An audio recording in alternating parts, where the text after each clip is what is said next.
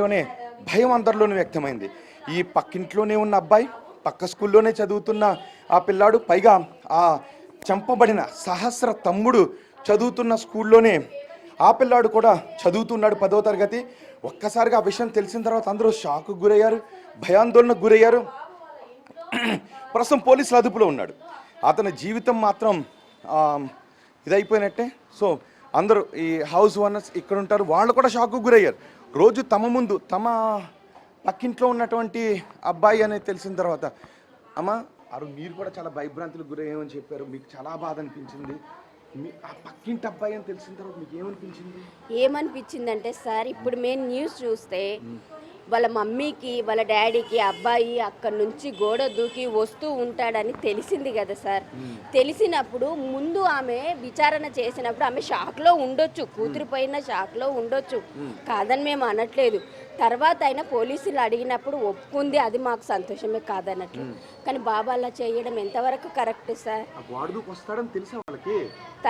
న్యూస్లో వింటున్నాం సార్ మేము. తల్లి పోలీసులు అడిగితే మీ ఇంటికి ఎవరెవరు వస్తూ వెళ్తూ ఉంటారు, చుట్టుపక్కల వాళ్ళు ఎలాంటి వారు వస్తుంటారు అన్నప్పుడు ఆమె ఒక్క నిమిషం ఆలోచించి పక్కింటి అబ్బాయి ఇలా గోడ దూకి వస్తాడు అని ఇన్ఫర్మేషన్ అందించినుంటే ఇక్కడి వరకు కేసు వచ్చేది కాదు సార్.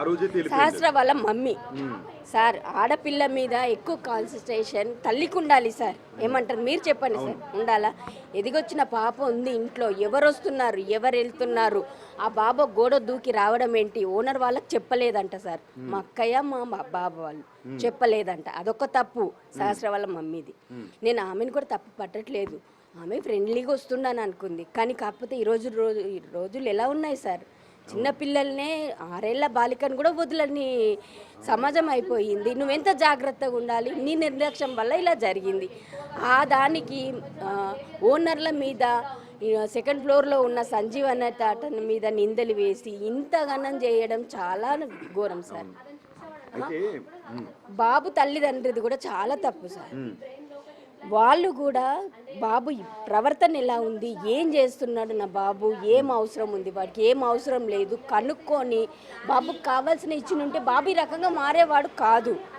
ఇస్తే మేము ఒకేసారి డబ్బులు ఇస్తాము, ఇవ్వకపోతే మొత్తానికి ఇవ్వము అని అంటే కూడా ఆ అబ్బాయి మైండ్ సెట్ ఎలా ఉందో ఏంటో మాకు తెలియదు. నిన్నటి వరకు ఈ క్లూలు మాకు దొరకలేదు, నిన్నే దొరికాయి మాకు. ఇవన్నీ మేము ఆలోచించుకుంటే ఇవన్నీ మాకు తాటలోకి వచ్చాయి సార్, అంతే. మేము ఇక్కడ నివాసులం కాదు సార్, నేను 5 నగర్లో ఉంటా. ఇది మా అక్క మా బావ వాళ్ళది. వాళ్ళకు కూడా తెలియదంట సార్ ఇక్కడ ఆ అబ్బాయి అక్కడ నుంచి దూకి వచ్చేది. అస్సలు అనుకోలేదు సార్, తాటు కూడా రాలేదు. షాక్ సార్, మేమైతే షాక్ అయిపోయాము. అస్సలు మేము ఊహించలేదు, అస్సలు డౌట్ కూడా రాలేదు.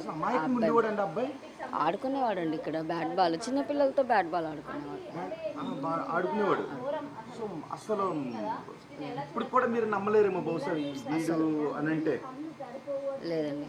రైట్, చూసారా, అసలు వాడు అనే అంటే మేము అసలు నమ్మలేకపోతున్నాం అని చెప్తున్నారు. అంటే ఇప్పటికీ అంత అమాయకంగా ఉన్నాడు, అంత అమాయకంగా మా కళ్ళ ముందు తిరిగే ఆ పిల్లాడు ఇంత దారుణానికి పాల్పడ్డాడు, అంత కసిగా, పైగా ఆ మర్డర్ స్కెచ్ కూడా అంత దారుణంగా వేసుండుంటాడు అని అంటే వాళ్ళు నమ్మలేకపోతున్నారు. చూసారా, ఆ రోజు మనం ఇక్కడికే వచ్చాం. బహుశా మీరు కూడా అనుకున్నారు కదా, ఇక్కడికి వచ్చినప్పుడు మా పక్కింటి వాడు అని ఎలా అంటారు అని మనల్ని ఇక్కడ కొంతమంది రౌండప్ చేశారు. బహుశా ఎవరైనా కనబడితే వాళ్ళని అడుగుదాం. ఇప్పుడు అదే పక్కింట్లో ఉన్నాడు కదా, అదిగో ఆ ఫ్లోర్లోనే ఉన్నాడు. ఇంతకుముందు మనం వెళ్ళి చూపించాం కదా, అదిగో ఆ 4వ అంతస్తులో ఉన్న వాడే, ఆ పిల్లాడే ఆ 3rd ఫ్లోర్కి వచ్చి అక్కడి నుంచి ఇటువైపుకు దూకి కిరాతకంగా చంపేసి అక్కడి నుంచి వెళ్ళిపోయాడు. పైగా వాడు రాసుకున్న లెటర్ చూస్తే మొత్తం ఏ పక్కింటి అబ్బాయినైనా ఎవరినైనా నమ్మగలమా? ఇప్పుడు మీరు చెప్పండి, ఈ వార్త చూస్తున్న మీరు చెప్పండి, ఎవరిని నమ్మగలం, ఎవరు నమ్మగలి? మీకు ఇంకొక విషయాన్ని గుర్తు చేస్తాను. చాలామంది ఇక్కడికి వచ్చినప్పుడు ఇప్పటికీ అదే అంటున్నారు, సంజయ్ రావుని అనుమానించారు, ఇంకొకరిని అనుమానించారు, తల్లి తండ్రిని అనుమానించారు అని. తల్లి తండ్రి దగ్గర నుంచి ఆ ఫ్లోర్లో ఉంటున్న వాళ్ళని, స్నేహితులు అనుమానించాల్సిన పరిస్థితులు ఎందుకు వస్తున్నాయి చెప్పనా? కన్న కూతురు పైన కామంతో చంపేసిన ఒక తండ్రి ఘటనను కూడా మనం చూసాం గతంలో, అవునా కాదా? కన్న తల్లిని డబ్బుల కోసం చంపేసిన కొడుకుని కూడా మనం చూసాం. సోదరులను, సోదర బిడ్డలను కక్షలు కార్పణ్యాలతో అసూయలతో చంపేస్తున్న వాళ్ళని చూసాం. సో అయిన వాళ్ళు కాని వాళ్ళు అనేది లేదు, ఎవరిని అనుమానించాలో లేదు. ఎవరిని అనుమానించకపోతే నేరస్తుడు దొరకడు. ఇప్పుడు కూడా వీడు దొరకకపోతే మనం ఇక్కడికి వస్తే పక్కింటి వాడిని ఎలా అంటారు, మా పిల్లాడని ఎలాగంటారు అని అడుగుండి ఉండేది బహుశా వాడి తల్లి, ఆ తల్లి ఖచ్చితంగా కదా. అందుకే తండ్రిని అనుమానించాల్సిన దౌర్భాగ్యపు పరిస్థితులు వచ్చే దౌర్భాగ్యపు సమాజంలో మనం ఉన్నాం. అన్నను అనుమానించాల్సిన పరిస్థితి వస్తుంది. మొన్న అనుకుని ఉంటారా, ఒకవేళ బయటకు రాకపోతే కన్నా తల్లిని 10వ తరగతి బాలిక ప్రియుడి కోసం గొంతు కోయించి చంపించేసింది కదా, అందుకే అనుమానిస్తుంటాం. ఈ రోజుల్లో నన్ను అనుమానించారు, తండ్రిని అనుమానించారు, లేకపోతే మీడియాలో అన్నను అనుమానిస్తూ రాశారనేది కాదు, అనుమానించకపోతే అసలు నిందితుడు రాడు. ఈ విషయాన్ని మనం మొదటి నుంచి చెప్పుకుంటూనే ఉన్నాం. ఎందుకంటే అలాంటి దౌర్భాగ్యమైన సమాజంలో ఉన్నాం. నెట్లో అలాంటి దౌర్భాగ్యమైన కంటెంట్ కూడా మనకు దొరుకుతుంది. వాడు అంత ప్రీ ప్లాన్డ్గా ఒక లెటర్ రాసుకుని ఎలా ఎస్కేప్ అవ్వాలి అనే దగ్గర నుంచి ప్రీ ప్లాన్డ్గా రాసుకున్నాడు. సో మనం వెళ్దాం. మీరు ఇక్కడ ఉంటారా? మీ ఇంట్లో వాడని తెలిసి అంటే మీరు మా బిల్డింగ్లో వాడ చంపేసిందని షాక్ గురయ్యారు మీరు? ఒక్కసారి అనిపించింది కదా. కానీ అంతకుముందు పక్కింటోళ్ళు అంటే మీకు కొంచెం బాధ కూడా వేసింది కదా అనిపించింది. కానీ వాడే అంత అమాయకంగా ఉండేవాడు చంపేశాడని తెలిసిన తర్వాత ఏంటి మీకు ఏమనిపించింది అసలు? కొంచెం షాక్లో ఉంటుంది. షాక్. చూస్తుంటారా పిల్లాడిని రోజు చూడం. ఆదివారం ఎప్పుడైనా మాట్లాడారా పిల్లాడితో? మాట్లాడా. ఎలా ఉంటాడు? మాటలు ఎలా మాట్లాడతాడు? మామూలుగా ఉంటుంది, అందరి పిల్లల్లాగానే. అంటే వీడేంటి తేడాగా ఉన్నాడు, కొంచెం క్రిమినల్ థాట్స్ ఉన్నాయి వీడికి అనే రకంగా ఎప్పుడైనా అనిపించిందా? ఇప్పుడు దాకా తెలియదు, ఇప్పుడే తెలిసింది కదా. సో ఇప్పుడు ఎవరిని అనుమానించాలో, ఏ మనిషిని చూసి మంచోడో, ఏ మనిషి చెడ్డోడో, అయ్యో 10వ తరగతి చదువుతున్నాడు కదా పాపం బాలుడు మంచోడు అనుకోవటానికి కూడా అవకాశం లేదు కదా. లేదు.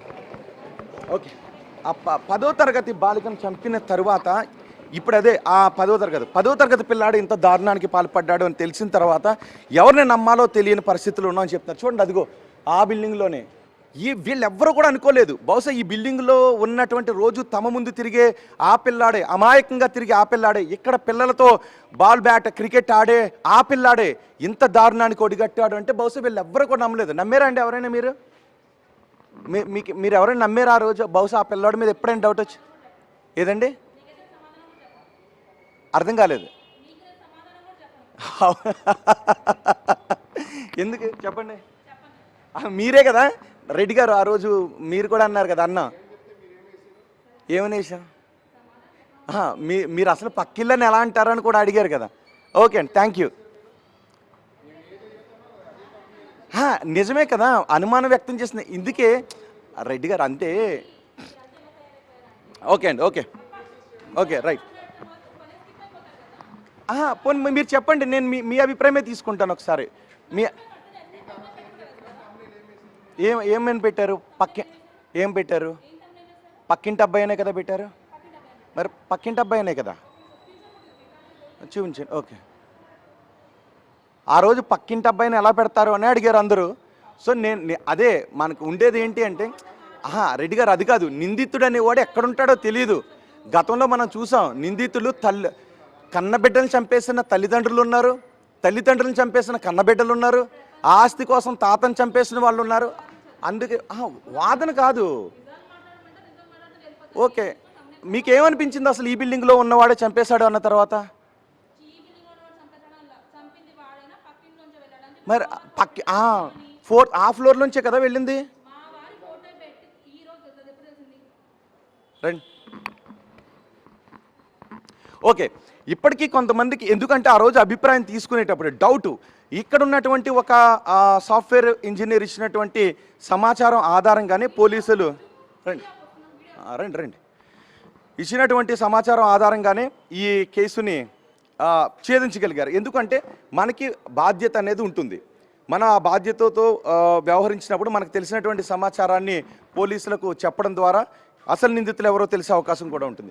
మన ఇదిగో ఈ సీసీటీవీ ఫుటేజ్ని కూడా వాళ్ళు సేకరించారు. ఒకసారి ఇక్కడ ఉన్న వాళ్ళని కూడా మనం అడుగుదాం. అసలు అనుకున్నారండి ఈ స్ట్రీట్లో ఉండేటటువంటి ఒక వ్యక్తి ఈ దారుణ? కాదండి, ఇది ఎక్స్పెక్ట్ చేసిందే లేదు ఎవరు కదా. అంటే అంత అమాయకంగా ఉండే ఆ పిల్లాడు అమ్మ ఏదో 10వ తరగతి చదువుతున్నాడు, మన పిల్లలతో రోజు ఆడుకుంటున్నాడు అనే వాడే డబ్బుల కోసం 20 కత్తిపోట్లు పొడిచి ఎవరైనా నమ్మగలమండి అసలు? సార్ నమ్ముతారా? మీరు నమ్ముతారా? పిల్లలు అసలు నేను కూడా నమ్మలేము. అసలు ఎలా అంటారు? సమాజంలో మార్పు ఎలా రావాలంటారు? అసలు కారణం ఏంటి? బహుశా నెట్లో వస్తున్నటువంటి దౌర్భాగ్యమైన కంటెంట్ కదా. యూట్యూబ్ అండి, 100% యూట్యూబ్ కదా, దాని డౌట్ లేదు. అడమైన క్రైమ్ న్యూస్లు పెడతారు, క్రైమ్ సీన్స్ చేస్తే ఇట్లా ఉంటాయి. నెట్లో ఇప్పుడు ఎవరిని ఎలా చంపాలి సీరియల్స్లోను ఈ క్రైమ్ డెఫినెట్గా 100% అనేది మీ వాళ్ళు సపోర్ట్ చేస్తారు కదా, మీడియా వాళ్ళు కదా. మనం support what ever it, I don't know what ever it, యూట్యూబ్లో వచ్చేవి చూసే చేశాడన్నది మాత్రం బయటకు వచ్చింది. పోలీసు వాళ్ళు చెప్పడం అయితే యూట్యూబ్లో తను చూసిన న్యూస్ వాటితోటి చేశాడు. బట్ నేను నమ్మట్లే ఇంకా లెటర్ రాసుకున్నాడు, ఆ తీరు చూసారా? చూసామండి, బట్ మేము నమ్మట్లా. ఎందుకంటే ఆ పిల్లోడు రెగ్యులర్గా ఆడుకునేవాడు ఇక్కడ, అంత ధైర్యం మేము నమ్మకమే లేదు. కానీ బట్ చేశాడనే సరే ఇప్పుడు మేము షాక్లో ఉన్నాం, ఇంకా షాక్లో ఉన్నాం. ఆ పాపను కూడా మీరు చూస్తుంటారా? పాప చాలా తక్కువ అండి. అబ్బాయి అయితే రెగ్యులర్ ఇక్కడ ఆడతాడు కాబట్టి తెలుసు, కానీ పాప చాలా తక్కువ బయటకు వచ్చి, అంటే ఆడితే అక్కడ లోపలికి ఆడుకుంటుంది. అబ్బాయి మాత్రం బయట ఆడతాడు రెగ్యులర్గా. ఆ పాపని మీరు ఎప్పుడు చూడలేదు? చూసుంటాం కానీ అంత రెగ్యులర్గా కాదు, మేబీ మంత్కి ఒక్కసారి 2 times అట్లా చూసుంటాం. కానీ అబ్బాయి అయితే రియలీ ఆడతాడు కాబట్టి we can identify this is a boy అని. మా సమయంలో ఆ పాప ఎంత వెలవెల్లాడి ఉంటుంది. మేమే ఇప్పుడు 5 days నుంచి ఇక్కడ కష్టపడుతున్నాం సార్, ఎవరు చంపారో మాకే తెలియక. నేను మేమే షాక్ అయ్యాం చెప్పారు. కానీ సమాచారం ఇచ్చిన వాళ్ళని మాత్రం మనం సమాచారం పోలీసు వాళ్ళు చేసిన పని చాలా గ్రేట్ అండి. వాళ్ళు continuous 5 days day and night వాళ్ళ పిల్ల అన్నట్టుగా చేశారు, అది చాలా బాగా అనిపించింది. నేను చూసాం కాబట్టి చెప్తున్నాను. కానీ మీడియా మీరు ఇష్టమని చెప్పారేమో కానీ వాళ్ళు పోలీసు వాళ్ళు అంటే ఒక విషయం మీకు అడుగుతాను, అట్లా కాదు మొన్న మీతోటి. బట్ ఏంటంటే మీడియా వాళ్ళు చెప్పడం వేరు, పోలీసు వాళ్ళు చేయడం వేరు. అట్లా కాదు. మీకు ఒక విషయం గుర్తుందా? ఒక బిడ్డని, ఒక 10 సంవత్సరాల బిడ్డని తండ్రి బైక్ పైన కూర్చోబెట్టుకుని తీసుకెళ్తూ మధ్యలో ఆ అమ్మాయి మీద లైంగిక దాడి చేసి చంపేసి తండ్రి ఏమీ ఎరగనట్టుగా నటించాడు. ఆ విషయం తెలిసిన తర్వాత మాకు తెలియవండి, we don't all the things. అంటే అలానే కాదు, అసలు మానవ సంబంధాలు బంధాలు ఏమైపోతాయి? కలికాలం అని మీరే అంటారు, ఏవో చెప్తున్నారు. బట్ డెఫినెట్గా చేంజెస్ అయ్యాయి. ఒకప్పుడు రిలేషన్స్ ఇప్పుడు లేవు, అది మాత్రం ఒప్పుకోవచ్చు. ఒకప్పుడు రిలేషన్స్ ఎవరికి లేవండి. ఇప్పుడు నిజానికి చిన్న చిన్న పిల్లలు మన ఇళ్లలో వదిలి వెళ్ళాలన్నా భయం వస్తుంది. ఇక్కడ ఏంటంటే ఇది మాకు 100% సేఫ్ ఏరియా, 100% సేఫ్ ఏరియా ఇప్పటిదాకా. ఇప్పటి నుంచి జరగట్లేదు. ఎందుకంటే మేము పిల్లల్ని వదిలేసి బిజినెస్ వ్యాపారం ఎక్కడ కూడా తిరిగి వస్తాం. ఫ్యామిలీ పిల్లలు ఇక్కడ ఉంటారు. ఓకే, ఎక్కడ ఏ రోజు కూడా ప్రాబ్లమ్ రాలేదు, ఇష్యూ రాలేదు. ఇవాళ ఫస్ట్ ఇష్యూ. పైకి ఇలాంటి అసలు పిల్లల పెంపకంలో మీరు మాట్లాడతారా ఒకసారి? పిల్లల ఏం లేదు సార్, ఇప్పుడు పేరెంట్స్ ఇద్దరు వర్క్ చేస్తేనే వర్క్ అవుతుంది సార్. మీకు అంత టైం ఉంటుందా మీ పిల్లలు చూసుకునేంత? మీరు మీడియా మీద బయట ఉంటారుగా, మీ పిల్లలు మీరు చూసుకునే టైం ఉందా? ఎవరికైనా అంతే, ఎవరి పనిలో వాళ్ళు వెళ్తుంటారు. పిల్లలు చదువుకుంటున్నారు అనుకుంటాం, కానీ దేర్ గోయింగ్ రాన్ ఎవరు అనుకుంటారు అంటిల్ అన్లెస్ ఇట్లాంటి ఇష్యూ బయటకు వస్తుంది. కరెక్ట్. సో మనం చూస్తూ ఉన్నాం సమాజంలో ఇలాంటి దారుణమైన ఘటనలు ఎన్నో జరుగుతున్నాయి. ఎవరిని నమ్మాలో ఎవరిని నమ్మకూడదో తెలియనటువంటి దుర్మార్గమైన పరిస్థితులు మనకి ఇక్కడ కనిపిస్తున్నాయి. ఇటు నుంచి ఎవరిని వచ్చారా అని డౌట్ పడ్డారు ఫస్ట్. ఇది ఇక డెడ్ ఎండ్, ఇది డెడ్ ఎండ్. ఇక్కడ ఎటువంటి వే కూడా లేదు ఇటు వెళ్ళటానికి. సో ఇక్కడ ఉన్నటువంటి ఒకే ఒక్క సీసీ కెమెరా.